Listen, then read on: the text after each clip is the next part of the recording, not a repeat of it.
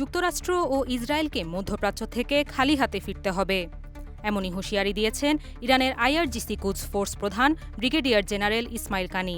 সামাজিক যোগাযোগ মাধ্যমে দেওয়া এক বার্তায় তিনি বলেন, পুরো অঞ্চলে প্রতিরোধের শক্তিশালী ফ্রন্ট প্রস্তুত রয়েছে এবং তারা মানবতার শত্রুদের জন্য অপেক্ষা করছে। ইয়েমেন, বাবেল মানদেব ও লোহিত সাগরের উদাহরণ টেনে কানি দাবি করেন, আগের মতো এবারও যুক্তরাষ্ট্র ও ইসরায়েল কোনো অর্জন ছাড়াই ফিরে যাবে।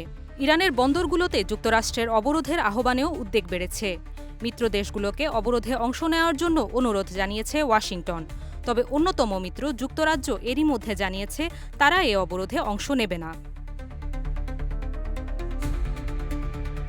ইরানের সশস্ত্র বাহিনীর এক মুখপাত্র জানান, আন্তর্জাতিক জলসীমায় জাহাজ চলাচলে যুক্তরাষ্ট্রের আরোপিত অবরোধ কার্যত জলদস্যুতা। একই সঙ্গে সতর্ক করে বলেন, পারস্য উপসাগর ও ওমান সাগরের বন্দরগুলোর নিরাপত্তা সবার জন্য অথবা কারো জন্য নয়।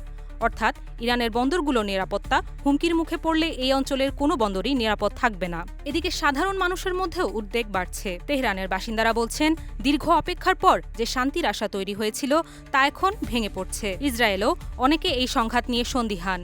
যুদ্ধের বিরুদ্ধে বিক্ষোভে নামছেন ইসরায়েলের সাধারণ নাগরিক। হরমুজ প্রণালীতে চলমান অবরোধে বৈশ্বিক জ্বালানি বাজার এবং অর্থনীতি ধসে যাওয়ার পথ তৈরি হচ্ছে।